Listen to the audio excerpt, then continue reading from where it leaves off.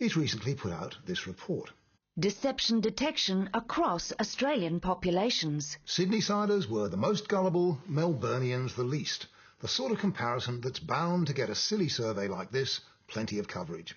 Enough already. It's all a hoax. A quite elaborate one. All was due to be revealed on a new show which starts this very week on this very channel. And on this very show, in fact. Now, here's why we did it. Every single day, media outlets are bombarded with thousands of press releases from all kinds of vested interests. What we set out to do was to put the media to the test to see whether they check those sources. Now, to do that, we created a fictional think tank, the Levitt Institute. Then we wrote a bogus 10-page report about gullibility in our major capital cities, knocked up a website in a couple of hours. Some people think the hot pink is a little too much. I think that's brave branding. Gave one of our reporters a crash course in being a spokesperson. 50% of them were able to decipher whether an article was false. Have I just got that completely wrong? Then we had to get our press release out to the nation.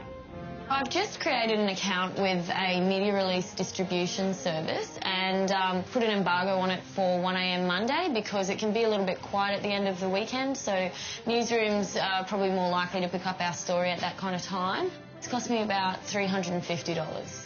So all up, it took about 3 days of work. But from that point on, all we had to do was to sit back and see whether the media actually checked their sources. Who was going to pass the test? Researchers claim Sydney is the most gullible city in Australia. In news this week, you may have seen a survey showed that Melbourne is the least naive or gullible capital city in Australia.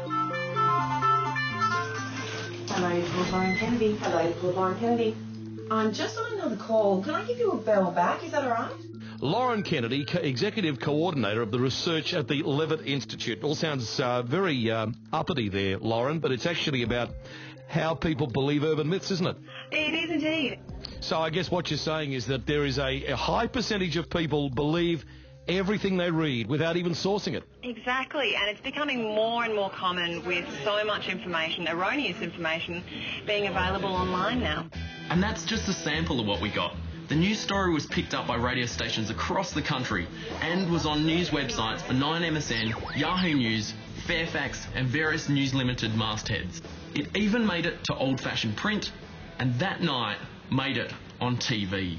Now, in a report out today, we found that young Australians are extremely gullible. And certainly none of these worthy news outlets seems to have bothered to check up on the Levitt Institute. So if that's the case, then how did Media Watch find out? Well, it turns out there was a smart tack out there who had read the report and smelled a rat. It took them just 10 minutes of investigation to find out it was bunk and to tip them off. And that's because we left a few clues for them. First, the Levitt Institute's address was a derelict building. Its founder, Carl Vanson, is an alias of Jerry Seinfeld. Third, if anyone had actually read the report, they would have seen it was not only complete nonsense, but even explicitly said that it was entirely made up.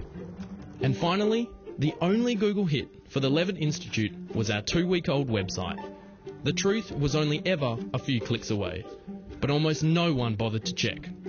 Now, on Media Watch, Jonathan Holmes labelled our test of the media blatant misrepresentation? But we actually think that it had something very important to say about how the system works. Here's what the editor of the AAP, one of the newswires we used to distribute the story, had to say on Media Watch that night. Any fair-minded observer would understand how this hoax, with supporting website, 10-page report, and PR people spruiking the results, could deceive a busy reporter facing rolling agency deadlines. You know what? That's exactly our point.